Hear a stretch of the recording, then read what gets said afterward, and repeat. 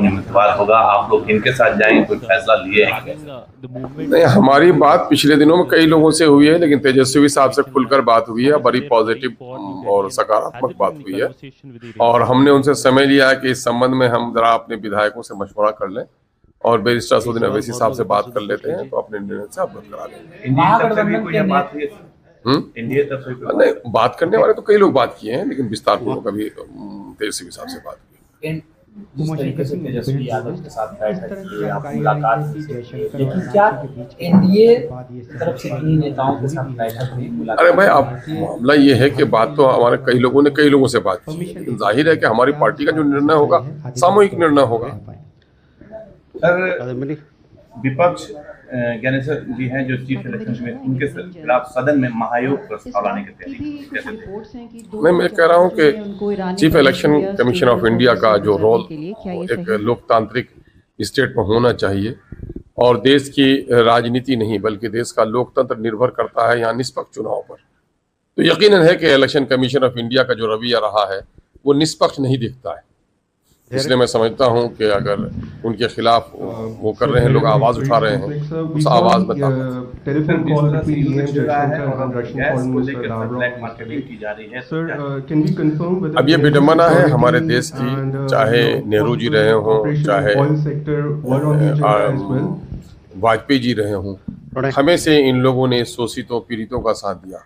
और ये सभी लोग जानते हैं कि फलस्तीन की जमीन फलस्तीन वालों और इसराइल वहां जबरन कब्जा किए हुए, और यही वजह है कि दिवंगत नेतागण चाहे नेहरू हो चाहे अटल बिहारी वाजपेयी हो हमेशा फलस्तीन के साथ खड़े, और इन लोगों ने इसराइल को मान्यता दी।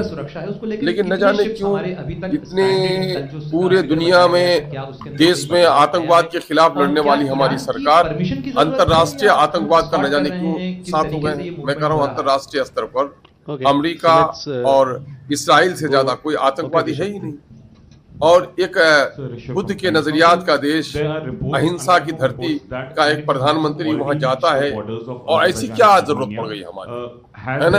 अगर वो जंग लड़ रहा था तो वो मदद मांगने के लिए आपके पास आता, लेकिन आप जंग से पहले गए हैं, तो इससे कहीं ना कहीं मैं समझता हूँ देश की जो वो था अहिंसा का जो अपना एक स्लोगन था वो कहीं ना कहीं कमजोर हुआ है। दूसरी बात आप ये देखेंगे कि अंतर्राष्ट्रीय स्तर पर ईरान के साथ जो हमारी मित्रता रही है, एक वक्त ऐसा भी आया कि अरब देशों का एक समूह कश्मीर के मामले में बिल्कुल पाकिस्तान के साथ खड़ा हुआ। उस वक्त पाकिस्तान के नापाक इरादे को अगर किसी ने धूमिल किया तो वो ईरान था, है ना? तो ईरान के साथ हमारा, और आज पूरा अब लड़े वो, आपने खामखा जाके उसमें सड़क घुसा दिया और आज झेल रहा है। अगर मैं समझता हूँ कि हमारे सरकार की नरमी अगर इसराइल के तहत नहीं होती तो आज जो क्राइसिस लोग लाइनों पे लग रहे हैं, होटल बंद हो रहे हैं, घर के खाने चूल्हा बुझ रहा है, और इसकी वजह से पूरा जो लॉजिस्टिक वो है हमारा सपोर्ट, वो कहीं ना कहीं चीजें महंगी हो रही हैं। तो खामखा की आफत हमने अपने देश के प्रधानमंत्री नरेंद्र मोदी ने पिछले कुछ दिनों में विदेश मंत्री और ईरान के विदेश मंत्री के बीच, अब भाई आप देखिए युद्ध की स्थिति तक तो शुरू दिन से करना चाहिए, अंतिम बातचीत में इनको शुरू दिन से करना चाहिए। इसराइल के आतंकवाद के खिलाफ तो शुरू दिन से इनको बोलना चाहिए, लेकिन न जाने क्यों 56 इंच का सीना घबरा जाता है जब अमेरिका का कोई फोन आता है तो पसीना आ जाता है। अमेरिका जहाँ खड़ा है उसके बारे में कुछ नहीं बोल पाते हैं। अब एक छोटा सा हमको सबक लेना चाहिए। अरे हमको तो सब सुपर पावर होना चाहिए, हमको तो है ना, अब तक हम अंतर्राष्ट्रीय स्तर पर अपना वो मुकाम नहीं बना सके, सिर्फ इसी वजह से अपने घर में लड़ झगड़ कर अपनी शक्ति को कमजोर कर रहे हैं। अंतर्राष्ट्रीय पॉलिसी भी हम बना रहे हैं, तो बस ये ह्यूमैनिटी के लोगों को कौन चिप पहुंचाता है आप वही समझ रहे हैं। तो ये अच्छा संकेत नहीं है देश के लिए, और मैं समझता हूँ कि भारत को जितनी तरक्की करनी चाहिए थी उस तरक्की की राह में जो रुकावट हमारी है वो यही है कि हमारे शासक लोगों के अंदर वो इच्छा शक्ति नहीं है। आज भी अंग्रेज को मार के भगाया हमारे पूर्वजों ने, लेकिन आज लगता है कि अमेरिका हम पर सवार हो गया है। अमेरिका तय करेगा हमारी पॉलिसी, क्यों तय करेगा भाई? हम आजाद हैं, सॉवरेंटी है हमको। सर एक सवाल है सर, खेल में अब राजनीति लाया जा रहा है सर।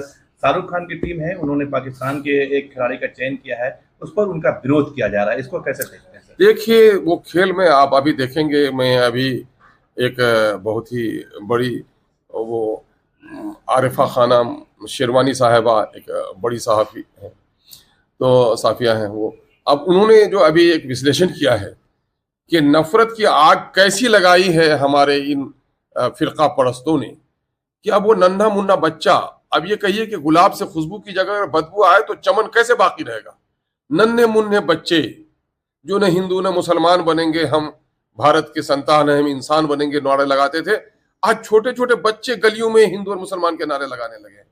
तो नफरत की आग ऐसी लगा दी है। आप खेल में, अरे मेडिकल क्लिनिक्स में होने लगा है। एक डॉक्टर है फिरका परस्त, उसने कहा कि जब माइनॉरिटी के लोग हमारे पास आते हैं तो उनके ट्रीटमेंट में हम उसकी गलत दवाइयां भी लिखते हैं, उनका ट्रीटमेंट भी अलग अंदाज से करते हैं। इस तरह के लोग जब आ गए हैं, जब शैक्षणिक संस्थान में हमारे शिक्षक उस तरह के हो जाए, ये सारा कुछ हो रहा है, ये सारा कुछ हो रहा है। राजनीति में इतने पापी लोग आ गए हैं जो अपने निज स्वार्थ के लिए, अपने स्वार्थ की राजनीति की खातिर धर्म का गलत प्रयोग करके जाति, धर्म, भाषा, क्षेत्रवाद का नारा लगाकर इन लोगों ने राष्ट्रवाद को दफना दिया है ना। देश की आजादी से पहले राष्ट्रवाद की जो भावना हमारे दरमियान में थी, सब कोई राष्ट्र के लिए लड़ रहा था, लेकिन देश आजाद हुआ तो राष्ट्रवाद को लोगों ने दफना दिया। कहीं क्षेत्रवाद है, कहीं भाषावाद है, कहीं जातिवाद है, कहीं धर्मवाद है।